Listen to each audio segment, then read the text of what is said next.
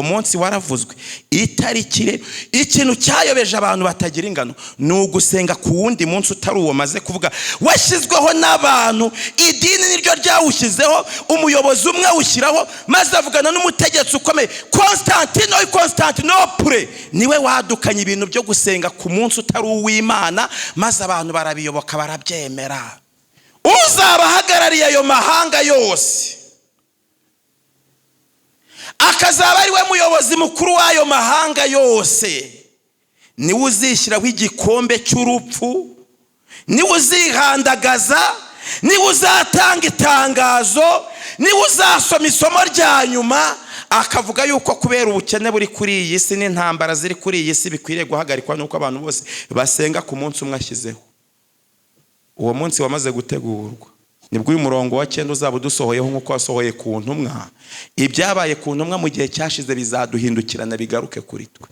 Ubwo nibwo bazasubira inyuma, bamwe bagambanirane bangane, bamwe bazaza hano imbere bavuge bati bya bindi twaririmbaga twari turi kubeshya, bati nuko twari twabirepese nkaza nkapfa kuvuga mpagaze mu bandi ariko sinari mbikomeje. Bamwe bazabwirwa gusobanura ibyo kwizera kwabo. Abafite imitima yoroshye bazarara babaye nk'uwitwa Jerome azahabwa ikamba ry'ubugingo, yasinziriye neza kubwo kwiringira Imana. Nimureke ikigare, mureke agakungu, mukurikira umwami w'amahoro, azabanezeza. Ibimenyetso by'ubuyobe biriho ni byinshi, ariko Yesu Kristo agiye kugaruka. Abiringira Imana bose bategereje ubuntu bw'Imana bazahabwa imbaraga, bazaba muri Yesu. Yesu azabayobora kandi bazanesha. Ariko ikibabaje, uyu munsi abantu bajya mu materaniro bari gushaka umwuka wera ngo bazavuge indimi. Nimushaka umwuka wera ubatera kwihana mukamenya amategeko y'Imana n'isabato yayo. Ariko nimukomeza mukavuga ngo murashaka umwuka wera uzajya ubadunda nk'idenesi maze mukajya mu kirere mukongera mukamanuka, ikintu muzakuramo ni imvune, muzavunagurika murinde musaza mutabonye ibyo bintu, keretse Satani nabibaha. Ariko Imana ntabwo itanga ibintu bituma abantu bidunda bakamera nk'idenesi. Ntaho byanditse muri Bibiliya na hamwe. Ni ikinyoma cyo kuvuga ko wahawe umwuka wera tigita, yamara gutigita agakanura amaso, yamara gukanura amaso akavuga indimi. Iyo turufu ya gatatu yayobeje rubanda rutagira ingano. Ariko uyu munsi abanyamadini ajya mu materaniro agatera amakorasi agahonda pendo, niko byajyaga bimera iwacu kera n'abavandimwe banje. Ariko Imana yabakuye muri ibyo bintu, maze bagatera amakorasi bagatendereza bagahonda bakabyina, barangiza Mana yacu ni yatumukandagire Satani n'abandi nabo kwa sai organisayi. Tega amatwi kumva si Icyongereza, si Igifaransa, si Igiswahili, si ururimi rwa kavukire. Maze wajya kumva baravuze bakitegereza umuntu w'umukene, uriya mugore wicara witeze igitambaro cy'umweru, ati Imana iravuze ngo, Yesu ashimwe, imuhaye umufuka w'akawunga n'uw'umuceri. Abantu bose mu materaniro ngo amina.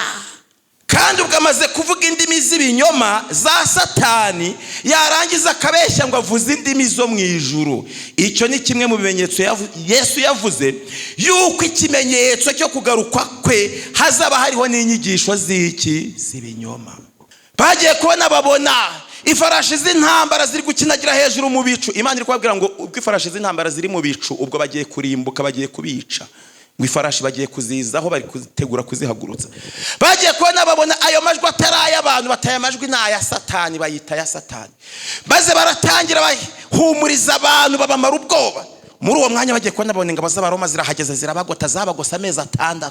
Maze abagore bari barimo n'abagabo batangira, abari batwite batangira kubyariramo, bakarya abana babo bakabateka bakabarya, abandi bakarya inda za nyuma zibavuyemo. Mu gutegekwa kwa 2:28 ubuhanuzi bwari bwarahanuye ngo abagore bazarebana imbabazi abana babo nkeya, imbabazi nkeya. Barabatetse barabarya. Muri Yerusalemu habaye amahano muri ayo mezi 6. Amezi 6 ashize umusirikare umwe uyobowe na Titusi arareba ati ntabwo twazakomeza ibingibi. Abaricaga mu idirishya bakacika babajyanaga mu kibaya cya Yehoshafati bakabicirayo. Barangije umusirikare umwe arohamwe umuriro urazamukura kongeza, maze urabatwika, ubatwitse inzugi ziraritagurika. Inzugi ziritaguritse, maze ingabo z'Abaroma zinjiramo zibateragura ibyuma zirabasakiza. Ijambo ry'Imana rivuga ngo imivu y'amaraso igenze ite iratemba. bazize agasuzuguro. Kurimbuka kwa Yerusalemu haranditse ngo kugereranya kurimbuka kw'iyi si yacu. Kwiringira TV, ubutumwa bwiza kuri benshi, gukizwa kwa benshi. Matayo 24 umurongo wa 14. Haleluya, haleluya, Yesu ashimwe. Maranatha, umwami Yesu naze. Imana ibaha umugisha. Mbese muranezerewe? Yesu ashimwe. Muranezerewe? Umubiri wawe ngo ni urusengero. Imibiri yacu ni insengero z'umwuka. Korari mwese mumaze kuririmba hano, Imana ibaha umugisha. Mbifurije kuzaririmba mu bwami bw'ijuru. Abari mu ishuri ry'abitegura kubatizwa nabo bari kwinjira, Imana ibaha umugisha. Nejejwe cyane no kubana namwe mwese muri aya materaniro. Ngashimira Imana cyane ko yadukunze urukundo rutagerwa. Imana ihimbazwe. Kuko tugiye kuganira mu ijambo ry'Imana, uyu munsi turareba ibimenyetso byerekana kugaruka kwa Yesu. Nicyo cyigisho cy'uyu munsi. Ibimenyetso byerekana kugaruka kwa Yesu. Reka dusenge. Mana yera, uri mwiza cyane, uhimbazwe. Turagushimye, tuje kukuramya, kugusingiza no kuguhimbaza. Uhabwe icyubahiro, wakire ishimwe ryacu. Muri aya materaniro utwigishe byose, tubisabye mu izina rya Yesu, amen. Ibimenyetso byerekana kugaruka kwa Yesu. Abafite Bibiliya zanyu murarambura muri Matayo igice cya 24. Handitse amagambo meza cyane. Igitabo cya 20, igice cya 23, cya 22, cya 24, cya 25 ndetse n'icya 26 kugeza mu gice cya 28 havuga amagambo akomeye cyane. Ariko nge ndasoma igice cya 24 muri Matayo. Matayo igice cya 24. Ibyerekeye kurimbuka kwa Yesu no kugaruka, ibyerekeye kurimbuka kwa Yerusalemu no kugaruka kwa Yesu. Yesu ashimwe. Ibyerekeye kurimbuka kwa Yerusalemu no kugaruka kwa Yesu ni ibintu bibiri bivugwa hano. Kimwe cyerekana kurimbuka kwa Yerusalemu, ikindi kikerekana kuza kwa Yesu. Yesu asohoka mu rusengero akigenda bigishwa be bashaka kumwereka imyubakire y'urusengero. Murongo wa 2 arababwira ati, ntimurebe ibi byose, ndababwira ukuri yuko ahatazasigara ibuye rigeretse kuri rindi ritajugunwe hasi. Habwe urusengero rwari rwiza cyane, rwari rwubakishijwe amabuye y'amarubure. Urwo rusengero hagati y'itafari n'irindi hariya dushyira isima cyangwa tukashyira icyondo, ho habaga hari mwizahabu. Urwo rusengero urukuta rwarwo nkuko murureba hariya, wari gucishaho imodoka ikanyuraho, ukanyura nka hariya hejuru ukabona urwo rusengero rurakaze. Rwa rusengero rwubatse, nta rusengero na rumwe ndabona rumeze nkuko urwo rusengero ruvugwa mu nyandiko. Rwari rwiza cyane. Nirwo abayuda birataga iyo babonaga umuntu atangiye kugira ikindi ababwira, aramubwira ati ariko twebwe burya dufite n'urusengero rukaze. Kugira ngo bamucecekeshe bamubwira ati tuzahagarare ku musozi aho ushaka urebe urusengero dufite, nubona mu rufite uzavuge. Yareba yabona ntarwo afite, koko bo barufite agaceceka akamira akabura icyo avuga. Ruriya rusengero rw'abayuda rwacecekeshaga isi yose. Maze abigishwa ba Yesu,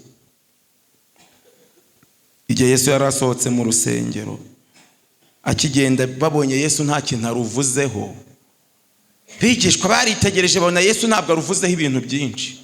Batubanza atarubonye, batubwira rimwe ubanza atarwitegereje. Yesu asohoka mu rusengero, akigenda bigishwa be baramusanga bashaka kumwereka imyubakire y'urusengero, bamwereka uko rwubatswe, bamubwire n'umwaka rwatangiriyemo. Ariko Yesu umwaka yarawuzi, yarakize, n'umuhanuzi wabihanuye yaramuzi. Ariko babona yinjiyemo aricecekeye, nta kintu avuze. Maze bagira ngo ahari ntabwo yavuze, bati buriya ntabwo yarebye. Maze umurongo araceceka. Ubundi ntimuzajye mugira ibintu muvuga ku bintu musanze ahantu. Ibintu musanze ahantu ubundi ntabwo muba mukwiriye kubivugaho. Byaba bimeze uko udashaka, byaba bimeze uko ushaka, nta muntu ukwiriye kuvuga ku bintu asanze ahantu kandi atari wabihashyize. Ngo ajye kuningura ibintu cyangwa ngo ajye kubyogeza kuko atazi uko byahageze. Ibyo bintu ukwiriye kubyihorera ukavuga Yesu wenyine. Yesu yari icecekeye, babona nta jambo na rimwe ahingukije, maze barakomeza baragendana. Yicaye ku musozi wa Yerayoni, abigishwa baza aho ari bihereye, baramubaza bati tubwire. Yesu ashimwe. Ariko Yesu yarabanje arababwira ati ku murongo wa 2, ndababwira ukuri yuko hatazasigara ibuye rigeretse ku rindi ritajugunwe hasi. Niryo jambo yivugiye. Amabuye yose ahubatse azabanza ajugunwe hasi, nta buye rigeretse ku rindi rizahasigara. Maze nabo babona ahubwo bihinduye zeru, ibintu byiza cyane bari bazi ko agiye kubashima ngo babwire ko bakoze ibikorwa by'indashyikirwa. Bageze ku musozi wa Yerayoni rero baza aho ari bihereye, baramubwira ati tubwire ibyo bizaba ryari, n'ikimenyetso cyo kuza kwawe n'ikimperuka y'isi ni ikihe? Tubwire ikimenyetso cyo kuza kwawe, utubwire ikimperuka y'isi, utubwire n'icyo kugira ngo ururimbuke he gusigara ibuye rigeretse ku rindi. Yesu arabasubiza ati murongo wa 4, mwirinde hatagira umuntu ubayobya. Hatagira umuntu ugenza ate? Hatagira umuntu ugenza ate yemwe?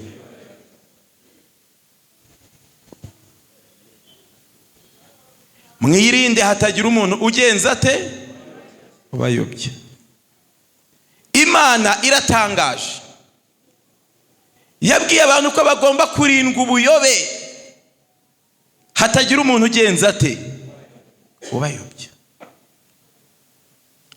Uyu murongo ni mwiza cyane, kuko Yesu yarazi ko hazabaho ubuyobe. Ubwo buyobe Yesu yabuvuze butaraba uyu munsi burahari. Nicyo kintu cya mbere ababwiye. Kuko benshi bazaza bita izina ryanjye bati ninjye Kristo, bazayobya benshi. Bazabayobya bate? Ngo bazayobya abangana iki? Benshi. Kubera ko bazaza bavuga bati ninjye Kristo. Ku munsi wa Pentekote habayeho ikintu cyiza cyane. Habayeho isukwa ry'umwuka wera, maze abantu buzuzwa umwuka wera. Maze Satani abonye abantu buzuye umwuka wera ku munsi wa Pentekote. Pentekote bivuga 50. 50 cya giceri bita ngo ni senkani cyangwa ngo ni 50. Nta muntu n'umwe utakizi icyo giceri hano. Ku munsi wa 50 nibyo byitwa Pentekote, ntabwo Pentekote byitwa umwuka wera. Nibwo habaye igitangaza gikomeye. Yesu yari yasezeranyije abigishwa ko azabaho umwuka wera. Ku munsi wa 50 yaramubahaye. Maranatha. Ariya madirishya yose azengurutse hariya niba yakingure. Nibyo byiza, kugira ngo abantu bumve ijambo ry'Imana batari kubira bashyushye. Noneho n'izi ventilateri zose bazicomeke zake. Iyo dusoma ibyerekeranye n'uyu murongo,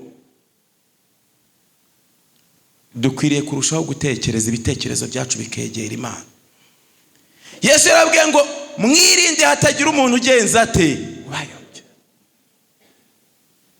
Imana ibonye imaze kuzuza umwuka wera abantu ku munsi wa Pentekote, Satani nawe yaraje yigana Imana.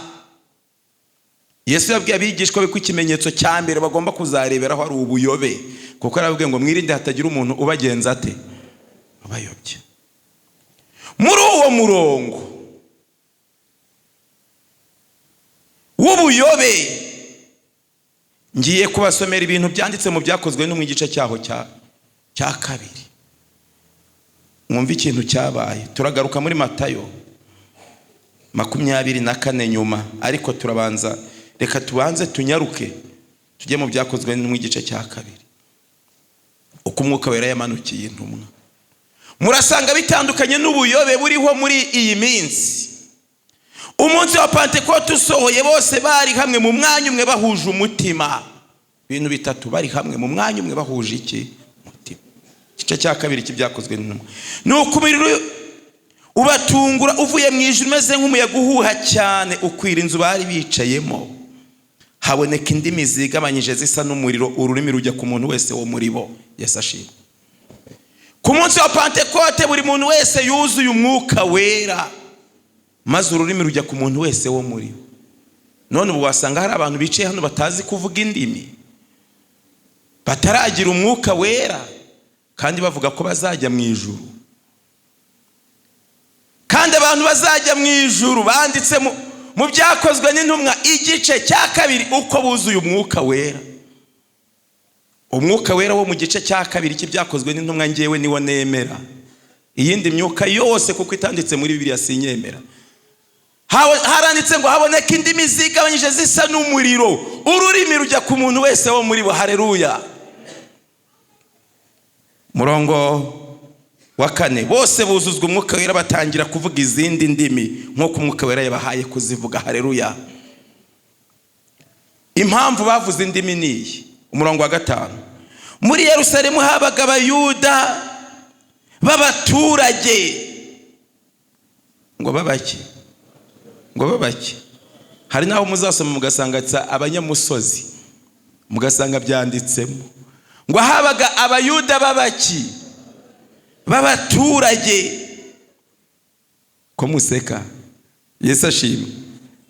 Muri Yerusalemu habaga abayuda b'abaturage b'abanyadini bari baraturutse mu mahanga yose ari munsi y'ijuru. Abantu baturutse mu mahanga yose ari munsi y'ijuru bakumva ururimi rumwe.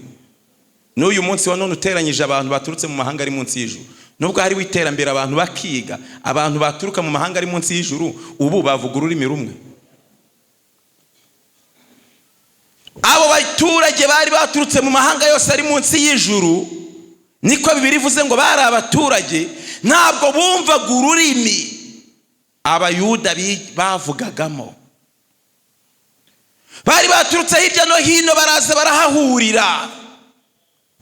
Icyabazanye kwari ugusaba Imana kubasohoreza isezerano. Uwo muri rubaye abantu benshi baraterana batangazwa nuko umuntu wese yumvise babandi bavuga ururimi rw'iwabo. Batangiye kuzuzwa umwuka wera, maze umuntu wese yumva babandi bari kuvuga, abavugaga n'Abaheburayo, Abayuda bavuga ururimi rw'iwabo. Ngo rwahehe? Rw'iwabo. Ntabwo handitse ngo bavuze indimi zo mu ijuru, haranditse ngo bavuze ururimi rwahehe? Rw'iwabo. Maze Satani ajya mu banyamadini, baragenda barigisha ngo umunsi wa Pentekote, ngo Pentekote bivuga umwuka wera, kandi Pentekote bivuga 50. Maze rero bahindisha abantu imishyitsi. Abantu bamwe bati twebwe turi mu gihe cy'umwuka wera, ariko Pentekote bivuga 50.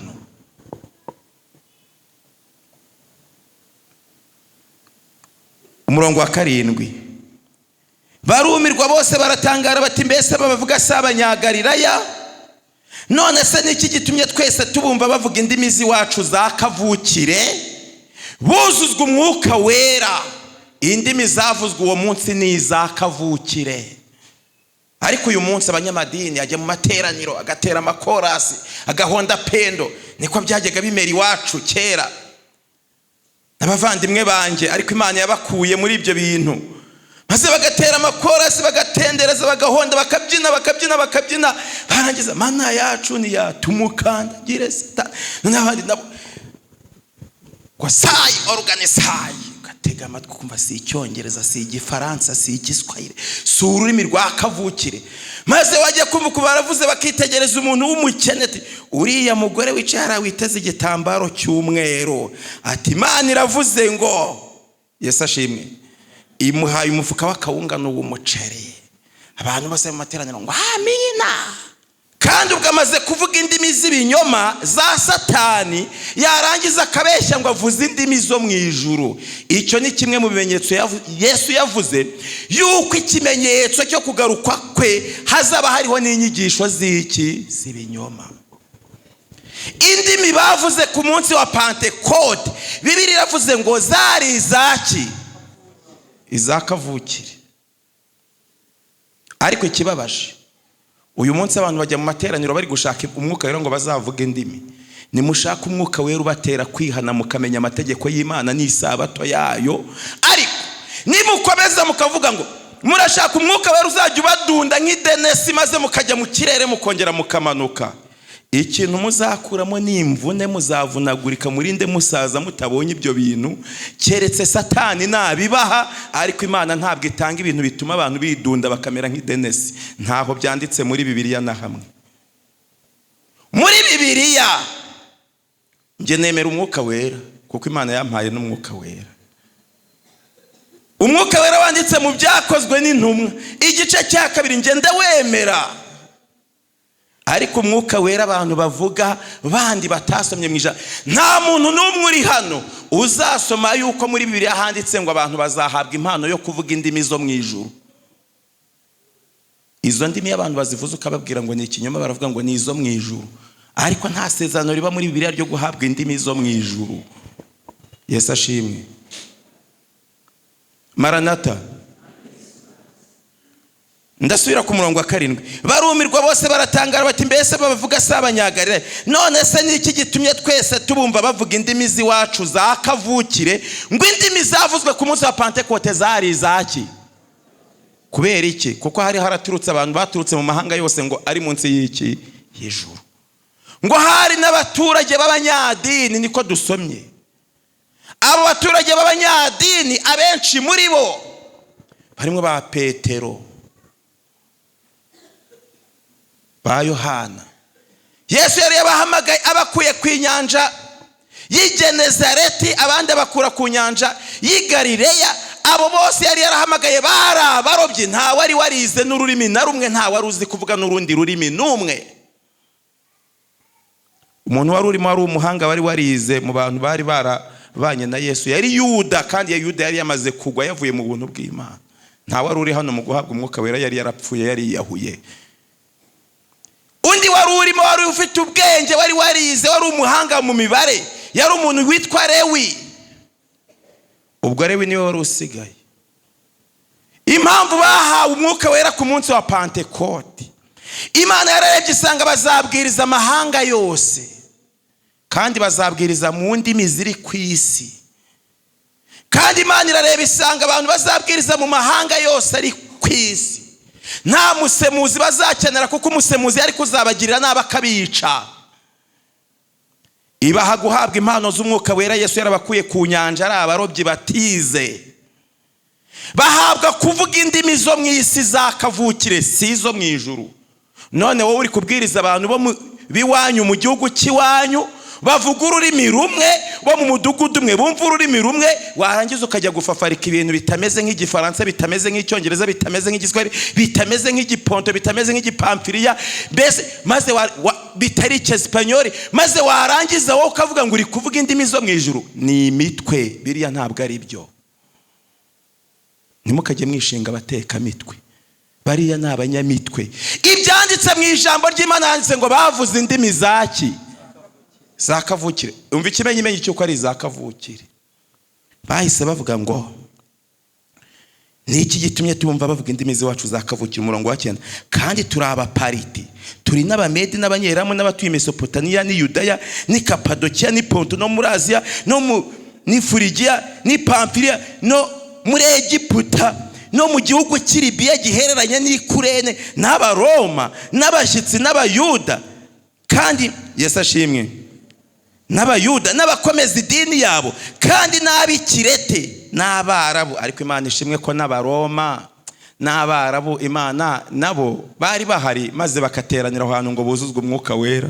Nicyo cyatumye aho hantu naho hagomba kugera ubutumwa bwiza. Yesu ashimwe.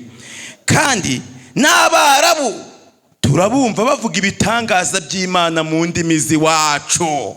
Ngo zaheheyemwe ziwacu.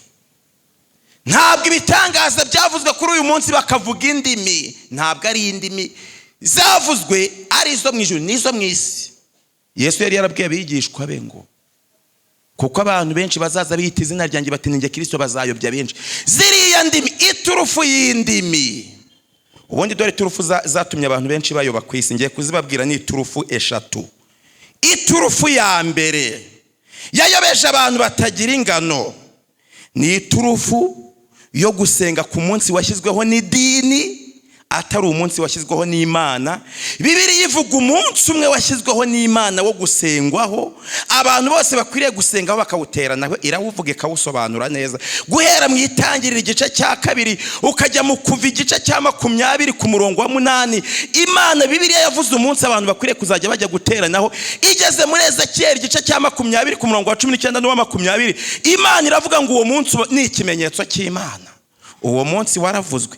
Itariki, ikintu cyayobeje abantu batagira ingano ni ugusenga ku wundi munsi utari uwo maze kuvuga washyizweho n'abantu. Idini niryo ryawushyizeho, umuyobozi umwe awushyiraho, maze avugana n'umutegetsi ukomeye Constantinople, niwe wadukanye ibintu byo gusenga ku munsi utari uw'Imana, maze abantu barabiyoboka barabyemera, kuko yari umutegetsi. Abantu bose bararababyumvise bagira ngo ni iby'ukuri. Iyo niyo turufu ya mbere. Iya kabiri, guhindura umubatizo Yesu yabatijwe, abantu bagashyiraho uwundi mubatizo. Abasirimu barishimye batubwo turi abasirimu. Abasirimu ngo baravuze bati ibi bintu ni byiza. Ubwo Yesu yagiye mu mazi akayajandama maze akayinikwamo hasi, abasirimu ngo baravuze ati twebwe, bati ibyo bintu Yesu yakoze ntabyo dushaka, dushyizeho ibyacu, turashaka ibyacu. Maze isi yose igira ngo ni byiza cyane. Navutse mbona ababyeyi banjye ariko babigenza, ariko nabo bari bataramenya ibyari byo, aho bamenyeye ibyari byo biyeguriye Imana bahindukirira umwami wo mu ijuru. Maze kubabwira iturufu zingahe? 2. Hasigaye iya kangahe? Yesu ashimwe. Iya gatatu ni ikinyoma cyo kuvuga ko wahawe umwuka wera tigita, yamara gutigita agakanura amaso, yamara gukanura amaso akavuga indimi. Iyo turufu ya gatatu yayobeje rubanda rutagira ingano. Ni izo turufu eshatu. Ariko reka mbabwire, iyo Bibiliya abantu bayemeye ikabumburwa, izo turufu zose ntabwo ziba zikiri turufu, ahubwo zihinduka inganda. Mwigeze mukina amakarita? Yego. Mwabonye ko habamwo seti, hakabamo bwana, hakabamwo, izo nizo zikomeye cyane, sizo zikomeye. None hari izindi rero bita inganda. Inganda murazizi? Ngiye ikintu cyantangaje, iyo umuntu afite inganda rero bakaba bari gukina umukino ari 4, umwe akaba afite bwana, undi afite seti, undi afite inganda, n'uyu wahana afite inganda. Inganda kenshi yabaga ari 5, 3, 6, sizo ngizo ndazibuka, na 4 arya kare nakavuze. Yesu ashimwe. Noneho ibyo uwabagarere yatomboye ibiganda gusa. Iyo baga bari gukina ikarita ze ntiyazerekanaga, yazigiraga gutya akazibumba, bose akabakanga akabatitiza ati ndabatsinda mwese, ndabereka ati mwese muratahana ubusa. Noneho kuko afite ibiganda, ufite seti akagira ubwo ati buri ushobora gusanga afite bwana. Noneho bakina umukino wa mbere, wa wundi ufite seti ntayishyireho, ati ntayishyiraho bwana iri hano kandi ari inganda afite, ati igahita inyica, akagira ubwoba. Noneho wa wundi ufite bwana we akaguma akagara ati bwana yanjye niyo zisumba zose, ndabareka bose baze gushora, nibamara gushora ndaza gukubitaho bwana yanjye zose ziyore zijyane. Yesu ashimwe. Ufite bwana ntabwo yigera atitiza ngo atitire ngo mubone ari guhinda imishyitsi, ngo ari guhonda, ngo ari kujya avuga ngo ndakubita, ngo ndica, ngo ndi umuhanuzi, ngo ndirevera, ngo ndi oya. Ufite bwana araceceka, maze bwana yabona bamaze gushyiraho akayirambura, dore bwana ngiyi, dore bwana ngiyi, ni iyi yonyine. Iyi bwana ntabwo ivuga ibintu byinshi, nta n'uyivugaho, iyi bwana irivugira. Yesu ashimwe. Mbasomera ikimenyetso cy'Imana cyanditse muri Bibiliya. Reka nkibasomere Ezekiyeli igice cya 20. Yesu ashimwe. Reka nkibasomere ikimenyetso cy'Imana cyanditse muri Bibiliya. Reka nkibasomere. Ibi bintu kubivuga umuntu atabisoma ahubwo nabyo ndabona ari icyaha. Ezekiyeli igice cya 20 mwahageze umurongo wa 19 haranditse ngo ndi Uwiteka Imana yanyu, mujye mugendera mu mategeko yanjye kandi mukomeze amateka yanjye kandi muyakurikize. Umurongo wa 20 kandi mujye mweza amasabato yanjye ari ikimenyetso hagati yanjye namwe. Ngo ayo masabato ngo tujye tuyeza ari igiki? None iyi ni seti? Iyi ndi kubabaza, iyi ni seti? Ni nganda yine? Ni tatu? Ni sisi? Ni iki? None se murayita seti? Iyi ni iyihe? None se bwana mugikina amakarita narayaretse maze kwihana, ariko ntarihana neza narayakinaga. Maze kwihana neza ndayaseze, maze imyaka myinshi ntayakina. N'ibindi bintu bakina byose nari nzi kubikina, n'umupira narawukundaga cyane. Ariko Yesu ashimwe, iyo umuntu yabaga ari gukina amakarita azi ngo afite bwana ye, ufite dudu niko twabyitaga, ufite zangana yateraga hejuru agatitiza abantu, agatitiza ngo abantu bose batera ubwoba. Ufite bwana acecetse azi yuko aba ari buyibumburire. Ngaho nihagira umuntu uri hano mwaya materaniro n'abari kudukurikirana bari hirya no hino, nihagira umuntu urambura Bibiliya ye anyereke ikindi kimenyetso cy'Imana cyanditse muri Bibiliya. Handitse ko ikimenyetso cy'Imana ari iki? Ari inki? Ari isabato. Yesu ashimwe. Ngo ni ikimenyetso cy'iki? Nahoze ngira ngo nazanye igitabo cy'umugenzi cya bene data baba Pentecote bakunda Imana ngo nkibasomere maze mwumve ukuntu kivuga isabato. Kivuga isabato cyane. Kivuga isabato kuri page ya 5. Kivuga isabato ku buhamya bwa Byiringiro. Kivuga isabato ko ari we bateye kwihana bagashaka urugendo bakarukurikiza. Yesu ashimwe. Icyo gitabo cy'umugenzi cya bene data baba Pentecote naragikunze cyane. Nashimiye Imana yabakoreyemo maze kiriya gitabo kikaboneka, ibaha umugisha. Maranatha. Iyo dusoma ibyerekeye n'ijambo ry'Imana, Bibiliya iyi ni bwana. Ariko uzi ko atagira bwana, agira gutya agashaka ibintu, agakubita akashaka abantu bazi kuzamura intugu bakanza cyabate bagashyushya abantu bose bakonje, bagafata abantu babakene bakababeshya ngo bazabakiza ngo bakire, bagafata abantu bishakira abagore batari bashaka, abagore bari mu gihe cyo gushaka ariko bagitegereje kuzabanza bakabona ubushobozi, bagategereza n'umukobwa witegereje kubona umusore kandi bikundira Imana bishakira kuzajya mu ijuru, bagahita bavuga ati Imana irabiguhaye sayi organisayi. Maze kuko ari cyo kibazo yari afite agahita avuga ngo Imana irabikoze. Nimutere amajwi hejuru, Imana igenje te irabikoze. Kubera ko inganda ziri gutitiza. Yesu ashimwe. Bibiliya rero nta gahati ishyira ku bantu, iravuga gusa. Ariko igihe abafite sisi bivuga 6, zizaba ari 6 6. Zigiye kuzatitiza abantu, zibatera ubwoba, zibahindisha umushyitsi kuko ari inganda. Bwana izaba ihari icecetse, abantu bazaba baramaze kuyimira iri mu mubiri imbere. Mu Byahishuwe handitse umubare 666. Mwarawusomye ngo ni umubare w'umuntu. Uwo mubare uri ku ngofero y'igihangange. Ariko nta Yesu uhari. Yesu Kristo ahagaze ku bwoko bw'Imana. Yesu yaravuze ngo ibimenyetso ngo byo kugaruka kwe ngo mwirinde abahanuzi b'iki.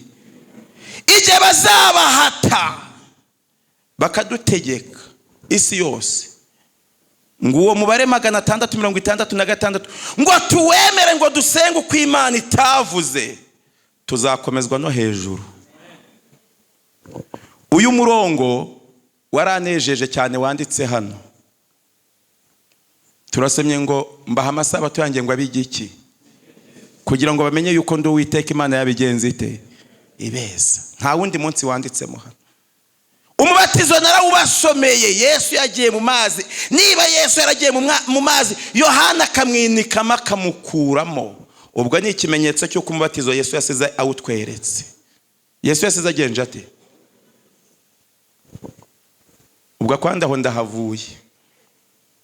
Twikomereza ibimenyetso byo kugaruka kwa Yesu, Matayo 24, maze nsoze, kuko ibyo Imana yandikishije ni byinshi nta wabisoma byose ngo azabirangize. Matayo 24, umurongo waho wa 6. Muzumva iby'intambara n'impuha z'intambara. Intambara ziriho, zabayeho. Mwirinde mudahagarika umutima, kuko ibyo bitazabura kubaho, ariko imperuka izaba itaraza. Ngo iby'intambara ngo n'iby'impuha z'intambara ngo byo ngo imperuka izaba itaragenza ite, itaraza. Yesu ashimwe. Ishyanga rizatera indi shyanga, n'ubwami buzatera ubundi bwami, hazabaho inzara n'ibishyitsi hamwe na hamwe. Ibyo byo umurongo wa 8 by'ibishyitsi n'inzara bizaba ari itangiriro ryo kuramukwa. Byo tugomba kumenya ko ari itangiriro ryo kugenza gute. Umurongo wa 9, ubwo nibwo bazabagambanira ngo mubabazwe, ndetse bazabica. Ngo bazagenza bate? Muzangwa n'amahanga yose bahora izina ryanjye, nibwo benshi bazasubira inyuma bagambanirane bangane. N'abahanuzi benshi b'ibinyoma bazaduka bayobye benshi. Abahanuzi benshi b'ibinyoma bazagenza bate? Handitse ngo bayobye abantu bangana iki?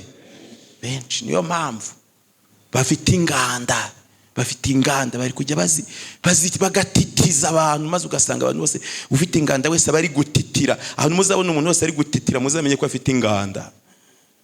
Aho muzabona umuntu ari gutitira, ari kujya titira abeshya ngo yuzuye umwuka, muzamenye ko ari inganda ziri kumutitiza. Kuko bafite Yesu yo buzuye umwuka wera. Nasomye ibimenyetso bibaranga, ariko bimwe narabibonye. Ibimenyetso bibaranga narabisomye, ibimenyetso 5. Icyambere cy'uko umuntu yuzuye umwuka wera, Daniel ati nikubita hasi igice cya 10 mera nk'upfuye. Nuko uwo muntu atamenya ibikorerwa mu isi, yikubita hasi, ntushobora no kumukoraho ngo umujombe n'urutoki ngo yumve. Umuntu uri kuhabwa iyerekwa mvajuru. Niko byagendekeraga abakurambere bose, muzabasome banditse mu ijambo ry'Imana. Yikubita, uwo muntu aba yabaye nk'uwapfuye. Cya kabiri nuko iyerekwa habwa rihwana n'ibyanditse mu ijambo ry'Imana mahwi bitanyuranya. None we ngo uhawe iyerekwa kandi ushyizeho amabwiriza anyuranyije n'ayanditse muri Bibiliya. Yesu ashimwe. Icya gatatu nuko ahuza n'abahanuzi bamubanjirije. Abahanuzi bakuru ni 4. Harimo Ezekiyeli, harimo Yeremiya, harimo Daniel, harimo na Yesaya. Yesaya ni ubanza muri abo 4 bakuru. Abahanuzi batoya ni 12 bose. Ibyo bahanuye ahuza nabyo. Yesu ashimwe. Ntabwo umuntu ahabwa iyerekwa ari kugendagenda. Ibyo yerekwa 5 nuko ibyo yahanuye bisohora. None mwe mwagiye muhanura igihe mwahanura ngo iki gihe n'iki ngo hazapfa ngo ibi nibi ngo byarabaye se ko mubeshya. Ubu ntimwarekeraho ngo mutuze muze mwige Bibiliya, ko dore bwana nimure kuri inganda, muze mufate ijambo ry'Imana, niryo muyobozi uzatugeza mu bwami bw'ijuru. Ariko kubera icyubahiro abantu bafite bamenyereye kubeshya, ntabwo bemera kurekura. Ariko Yesu azabarengere. Niba mushaka ubugingo by'ukuri, azabazane mu bugingo buhoraho. Inshuti yanjye, iyo dusoma ibyerekeye n'aya magambo, ujya kubona ukabona umuntu ari kugenda ngo Uwiteka arambwiye ngo, kandi ubwo ari kujya areba ngo adasitara, ngo Uwiteka arambwiye ngo, ari kuzunguza amaboko. Ntabwo ari byo. Uzasoma igice cya 10 cya Daniel. Daniel yari amaze kugwa hasi, yarambaraye, byarangiye, kugeza ubwo umumarayika zubwe aba ari umuhagurutsa hasi atabasha kwihagurutsa, amupfukamisha amavi n'ibiganza, aramubwira ngo Daniel we komera, koko komera.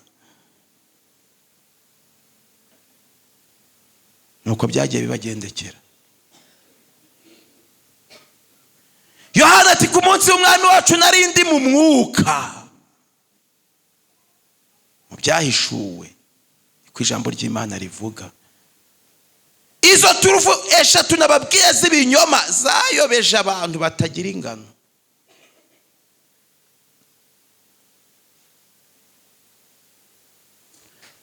Yesu ashimwe. Matayo atubwira ikintu gikomeye. Igice cya 24 niho turi. Mbese turi kumwe yemwe? Igice cya 24 yavuze amagambo akomeye. Yaratubwiye ngo maze kuko ubugome buzagwira urukundo rwa benshi ruzakonja. Murongo wa 13 ariko uyihangana akageza imperuka ni buzakizwa. Avuga ijambo ku murongo wa 14 kandi ubu butumwa bwiza bw'ubwami buzigishwa mu isi yose ngo ubuhamya bwo guhamiriza amahanga yose nibwo imperuka izahera kwisi. Kwisi hariho ishyanga rimwe ryahawe kwamamaza ubutumwa riri kwisi yose ryamamaza ubutumwa bwiza bw'ijambo ry'Imana. Naranezerewe. Ubuhanuzi igihe twigiye bwari bwaratubwiye ko igihe ubutumwa buzasubira i Buyuda kizaba ari ikimenyetso cy'uko Yesu agiye kugaruka. Ndabamenyesha ko ubwo buhanuzi ejo bundi bwasohoye. Twajyaga twiga ibyigisho, mugende musome ikigisho cy'icyumweru cyo gusenga kiramwamaze iminsi mwiga cy'iminsi 10 y'ububyutse. Banditsemo amagambo yanejeje. Icyumwaka washize baravuze ngo turasabira itsinda ry'abantu 70 rizajya kwamamaza ubutumwa i Buyuda kugira ngo bazagende mu buntu bw'Imana. Icyumwaka washize icyuyu cyo cyaje kivuga ngo turasabira bene data bamaze kujya kwamamaza ubutumwa i Buyuda ngo Uwiteka bakomeze. Ubwo ako ngako igihe mwakigiye mu myaka myinshi ubwo nako mu buhanuzi kagenje gate karatambuka. Kandi ubu ikibazo hari uwicaye ahategereje ko kazasohora. Wowe uzajya gutamba ibitambo utegereje ko bizasohora umeze nk'abayuda ngo babonye ubuhanuzi bwa Yesu buso barangije bajya gutamba ibitambo kandi Yesu yamaze gupfa. Harimo abantu bazaguma bagategereza ubuhanuzi buzasohora kandi ubuhanuzi bwarangije kugenza gute gusohora. Ibyo ni ibintu byanditse. Iyo muri gusoma mu Baroma 11 murasoma mugasoma maze mukajya muvuga ngo ubutumwa bwiza ngo ni busubira i Buyuda ngo ubwo ibintu ngo bizaba ngo ubuhanuzi ngo bwabaye.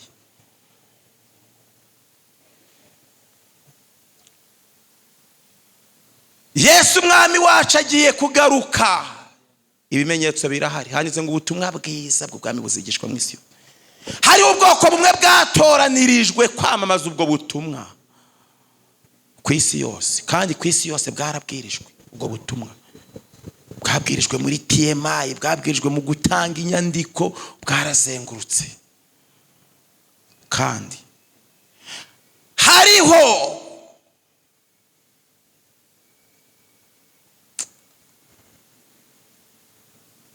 n'izindi mbaraga ziteguye kurwanya ngo zibuburizemo, ariko izo mbaraga zo ziri buze abana b'Imana baramaze kwakira umwuka wera, barakiriye umucyo, baramaze gufata intsinzi.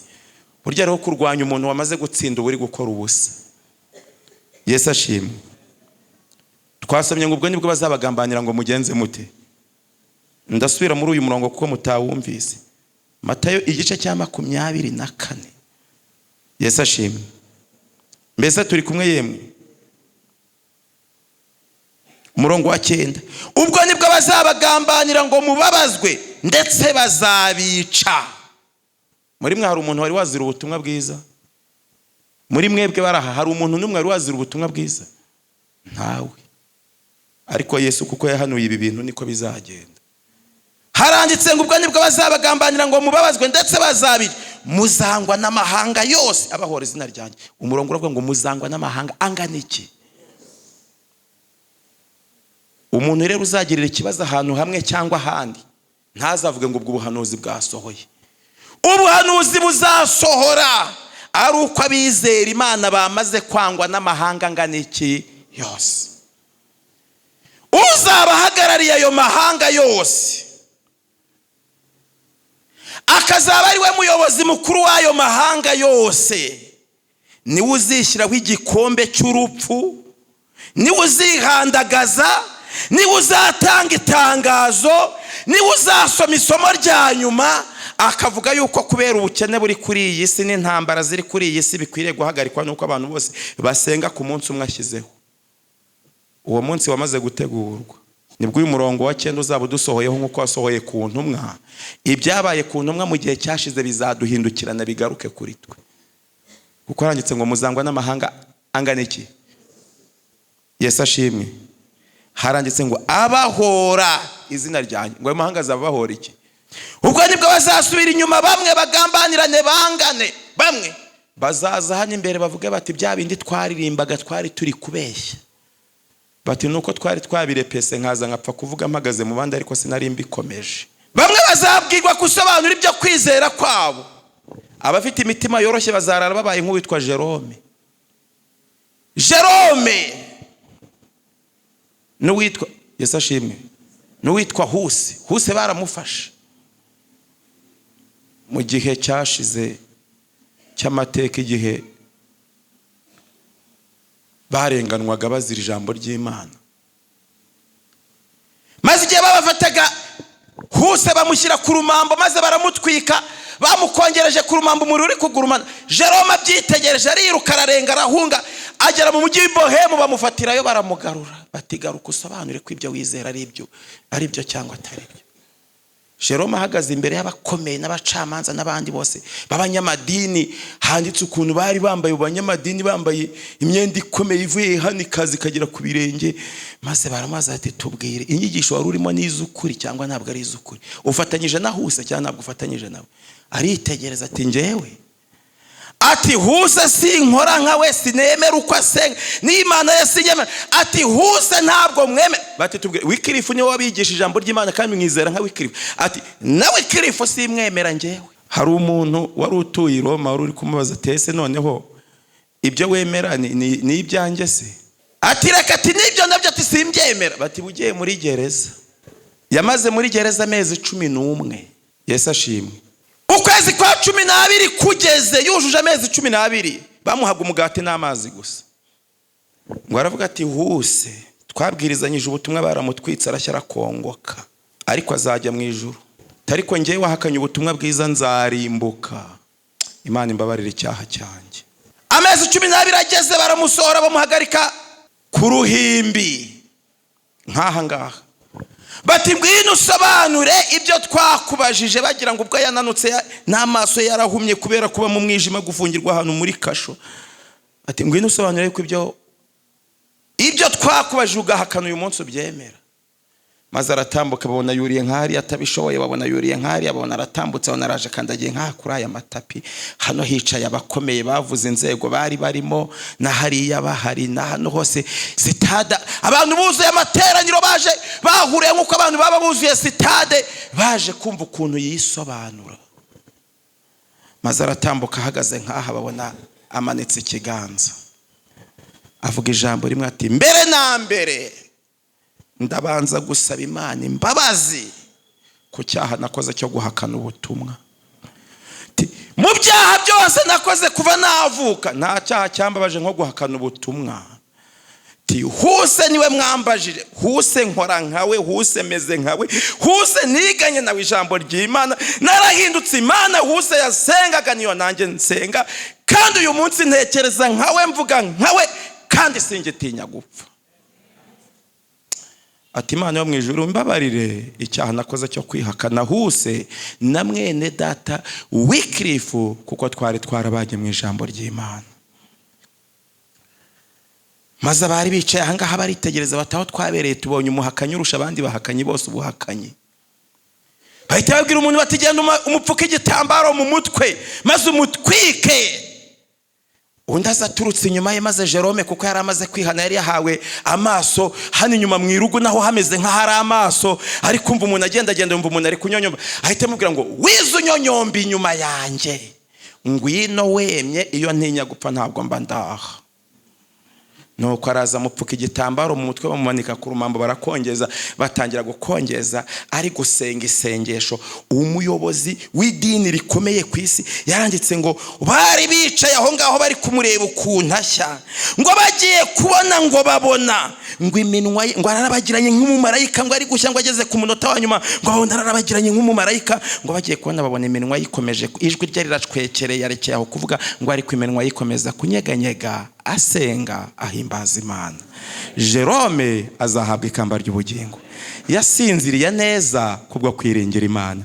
Nimureke ikigare, mureke agakungu, mukurikira umwami w'amahoro, azabanezeza. Ibimenyetso by'ubuyobe biriho ni byinshi, ariko Yesu Kristo agiye kugaruka. Abiringira Imana bose bategereje ubuntu bw'Imana bazahabwa imbaraga, bazaba muri Yesu. Yesu azabayobora kandi bazanesha. Ikintu cyambabaje, Yesu yabwiye abantu ku murongo uri aha ngaha, ngiye kubasomera imirongo 2 nsoze. Umurongo umwe ni wa 15, undi murongo ndabubabwira. Yesu yarabwiye ngo ariko ubwo muzabona ikizira kirimbura cyahanuwe n'umuhanuzi Daniel gihagaze ahera, ubisoma byitondere. Icyo gihe abazaba ari Yudaya bazahungire ku misozi. Yesu yaravuze ngo nimubona ikizira kirimbura cyahanuwe n'umuhanuzi Daniel cyahagaze ahera, ubisoma wese azabyitondere. None ikizira cy'umurimbuzi cyahanuwe n'umuhanuzi Daniel zari ingabo z'Abaroma. Abayuda bazifataga nk'ikizira, zaraje bagiye kubona babona mu mwaka wa 66. Yesu yari yarabihanuye mu mwaka wa 31. Yesu Kristo arababwira ati, Yesu ashimwe, nyuma y'imyaka iri gukabakaba 40, hafi 40, bagiye kubona babona ingabo z'Abaroma ziraje zirazimagije, zigeze i Yerusalemu zigosa umurwa. Zimaze kuwugota zifata intwaro ziritegura kubasakiza ngo zibasakize bose umunsi umwe. Abayuda bari mu rusengero bari kuvuyarara, bari mu birori, bari kwishima. Maze ingabo z'Abaroma zigiye kubona zibona urwandiko ruzanwe n'umuntu uje kwifarashi. Urwo rwandiko ararubahereza, bararusomye ati, iwanyu i Roma hatewe, none nimudasanga igihugu cyanyu murasanga abandi bamaze kugitwara, muzaburaho mutaha. Festus Garisi yari umujenerali wari uyoboye igitero cy'ingabo z'Abaroma zari zaje kugota Abayuda. Yahise ategeka ingabo z'Abaroma ngo ntihagire Umuroma n'umwe urwana wo mu ngabo, ahubwo uwo mu ngabo wese ahita amanuka atahe, tujye gutabara igihugu cyacu tutazaburaho dutaha. Imana yabikoreye ngo Abayuda bose batari barihanye bihane. Narasomye ngo kugira ngo abana batoya batari baza amateka y'ukuntu ababyeyi babo basuzuguye Imana babe biboneye izo ngabo zije, abo bana bahite bahunga bajye ku musozi wa Pera n'uwa Pereya barokoke, bazahabwa ubugingo buhoraho. Izo ngabo z'Abaroma zisubiyeyo, Abayuda babonye zisubiyeyo bati, dufite umwuka w'Imana, none reka tubavuze amabuye. Bahita batoragura amabuye yasagutse, bubaka ikibanza cy'urusengero rwa Yerusalemu. Amabuye yararunzaho, babavuza amabuye, maze amabuye biroha mu Baroma. Abaroma, ingabo z'Abaroma zipfa umugenda, maze Abayuda barangije baragaruka mu mwaka 67, 68, 69, umwaka 70, bari mu birori byo kuvuyarara, bishimye baranezerwa, bashima yuko Abaroma babatikije kandi ko nta Muyuda n'umwe wapfuye. Yesu ashimwe. Bakiri muri ibyo birori bagiye kubona babona ibimenyetso 5. Icya mbere, hagaragaye ibimenyetso n'ibitangaza byerekana ko hagiye kuba akaga ko kurimbuka. Mu gicuku umucyo udasanzwe wamuritse hejuru y'ingoro y'Imana no ku rutambiro, igihe izuba ryari rirenze no ku bicu. Bagiye kubona babona inyenyeri imeze nk'inkota ihagaze hejuru. Iyo nyenyeri imeze nk'inkota yari ihagaze hejuru y'urusengero rwa Yerusalemu. Bagiye kubona babona ifarashi y'intambara. Ifarashi z'intambara ziri kujya zikinagira hejuru ya Yerusalemu ziruka. Bagiye kumva bumva icya gatatu, amajwi atari y'abantu ari kuvugira mu bikari by'ubuturo bwera ngo tuve hano, tuve hano, tuve hano. Kindi kimenyetso cya 5, bagiye kubona babona urugi rw'irembo ry'iburasirazuba rwari ruremereye, rwakingwaga n'abagabo 20, kandi urwo rugi rwakingwaga n'abagabo 20. Bagiye kubona babona rurikinguye ntawe urukozeho. Maze kubabwira ibimenyetso bingahe? Maze kubabwira ibimenyetso bingahe? Ni 4 maze kubabwira. Bagiye kubona babona inyenyeri imeze nk'inkota ihagaze hejuru y'urusengero rwa Yerusalemu. Bagiye kubona babona amafarashi y'intambara ari kujya yirukanka hejuru mu bicu. bagiye kumva bumva amajwi ari mu bikari by'ubuturo bwera ari kuvuga yongorera ngo tuve hano tuve hano. Bagiye kwa nabona urugi rwakingwaga n'abagabo 20 nibo barusunikaga, babona urwo rugi rurikinze urwo rugi rurikinguye. Bagiye kwa nabona ibihindizo by'urwo rugi birizamuye maze birikingura, kuko ibyo bihindizo babimanuraga mu mabuye. Bagiye kwa nabona birizamuye, babona byikaraze ku mapata, babona urugi rurikinguye. Imana yari babwiye ngo igihe cyo gusohoka cyageze nimutahe. Barangije urwo rugi n'ibyo bimenyetso babonye, iyo nyenyeri imeze nk'inkota byerekanaga ko Roma noneho bari gucura inkota bazabicisha, ariko bandi bati iyi nkota niyo tuzarwanisha tugatsinda. Bagiye kubona babona ifarashi z'intambara ziri gukinagira hejuru mu bicu. Imana iri kubabwira ngo ubwo ifarashi z'intambara ziri mu bicu ubwo bagiye kurimbuka, bagiye kubica, ngo ifarashi bagiye kuzizaho, bari kuzitegura kuzihagurutsa. Bagiye kubona babona ayo majwi atari abantu, bataye amajwi n'aya Satani, bayita ya Satani. Maze baratangira bahumuriza abantu, babamara ubwoba. Muri uwo mwanya bagiye kubona babona ingabo z'Abaroma zirahageze, zirabagota, zabagose amezi 6. Maze abagore bari barimo n'abagabo batangira, abari batwite batangira kubyariramo, bakarya abana babo, bakabateka bakabarya, abandi bakarya inda za nyuma zibavuyemo. Mu gutegekwa kwa 2:28 ubuhanuzi bwari bwarahanuye ngo abagore bazarebana imbabazi abana babo nkeya, imbabazi nkeya. Barabatetse barabarya. Muri Yerusalemu habaye amahano muri ayo mezi 6. Amezi 6 ashize, umusirikare umwe uyoboye na Titusi arareba ati ntabwo twazakomeza ibi ngibi. Abaricaga mu idirishya bakacika, babajyanaga mu kibaya cya Yehoshafati bakabicirayo. Barangije umusirikare umwe arohamwe umuriro urazamuka urakongeza, maze urabatwika, ubatwitse inzugi ziraritagurika. Inzugi ziritaguritse, maze ingabo z'Abaroma zinjiramo zibateragura ibyuma zirabasakiza. Ijambo ry'Imana rivuga ngo imivu y'amaraso igenze ite? Iratemba. Baziza agasuzu. Kurimbuka kwa Yerusalemu haranditse ngo kugereranya kurimbuka kw'iyi si yacu. Iyi si yacu niko igiye kuzamera. Abazabana n'Imana nimukurikira Imana mwihane ku munota wa nyuma nka Jerome. Abandi mukurikira Imana mwihane ku munota wa mbere nka Huse. Mwiteguye uko tugiye kunyura mu mahugurwa akomeye, kandi ayo mahugurwa akomeye ko Yesu azayadukuramwe amahoro.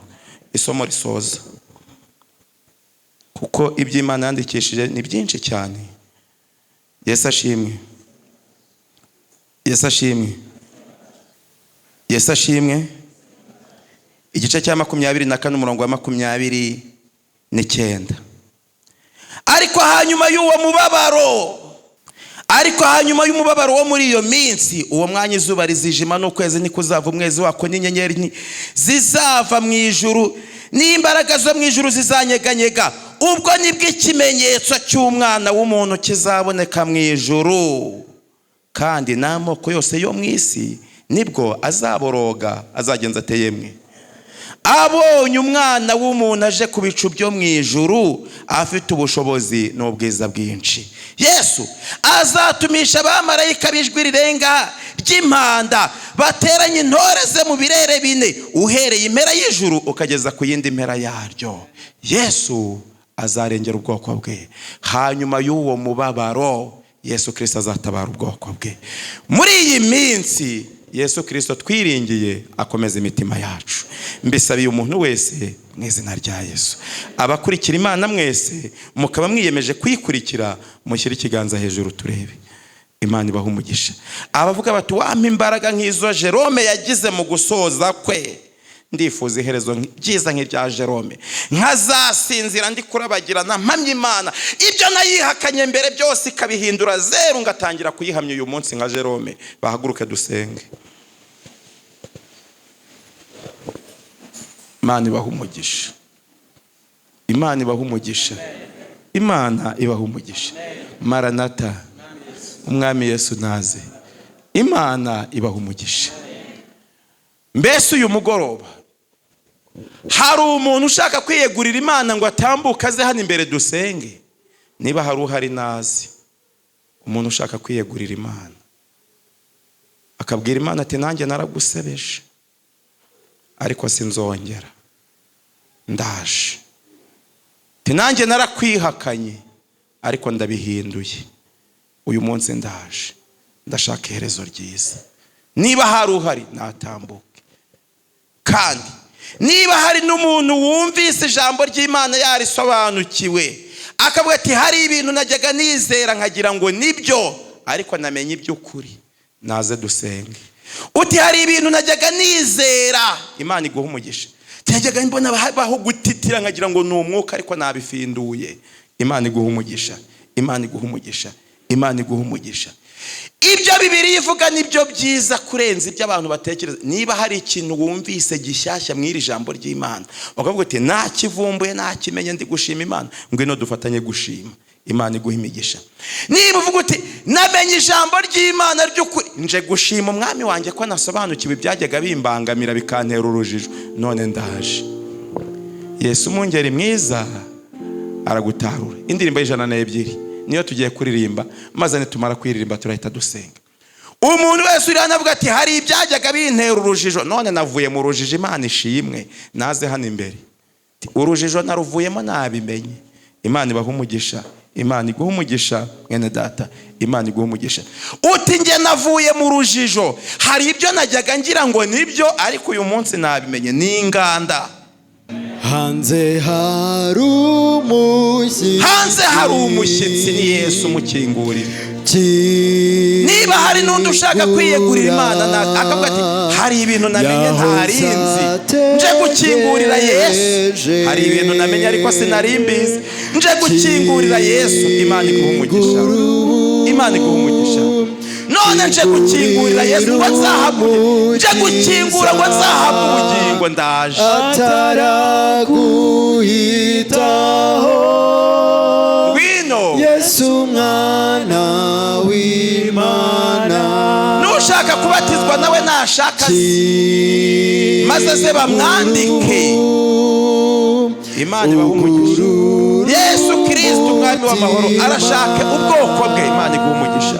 Yesu arashaka abantu bungurura imitima, bungurura umutima, kingura. Winubwire Yesu uti noneho ndakinguye, ngo nuzuyaza Yesu arigendera. Kingura. Mbega indirimbo nziza. Yesu niwe nshuti magara. Niba hari undi ushaka kumugira inshuti naze. Yesu azajya kurengera kandi akurinde iteka. Ngwino nawe kingura, kingura ubu, maze Jerome ahamya Imana apfa neza. Jerome we, naragukunze cyane, sijya uzabona nkubona, ngo tuzaganire mu mwaka wose wamaze agahinda wari ufite, ariko nawe ntacyo uzaba ufite cyo kuvuga keretse gushimira Imana yakubabariye gusa. Tuzahura nahuse na Jerome kandi nikuba, ariko natwe tugomba kubanza kunyura mu mahugurwa. Yesu aragutegereje. Hari abantu Yesu ategereje hano, ni muzi. Abo Yesu ategereje ni muzi, abo Yesu ategereje ni muzi. Uwiyumvamo ko Yesu ari kumuhamagara nabanguke hano, ngwino. Ari kuguhamagara ngo wihane. Yesu muzasangira ku meza yo mu ijuru. Yicisha bugufi, azemera ko dusangira, azemera ko dusangira Yesu. Iby'isi nibishira, bazakubabarira kujyane mu ijuru. Niba hari umuntu usigaye ushaka kubabarirwa naze hano. Indirimbo igiye kurangira, harimo umuntu utababariwe. Akira uwo mushyitsi, akira uwo mushyitsi. Kingura. Icyo gice nikirangira turahita dusenga. Azasangira nawe. Kingura ubu, aza kubabarira. Iby'isi nibishira, akujyane mu ijuru. Kingura ubu,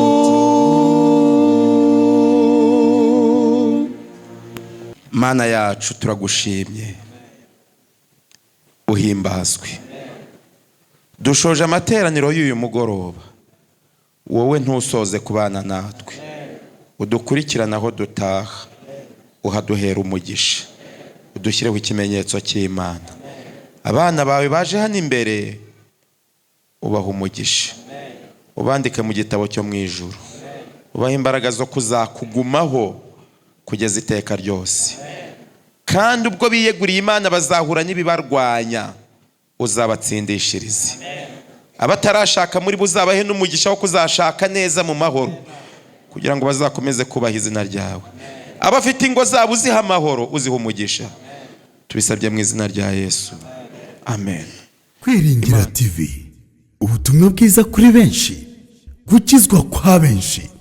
Matayo 24:14.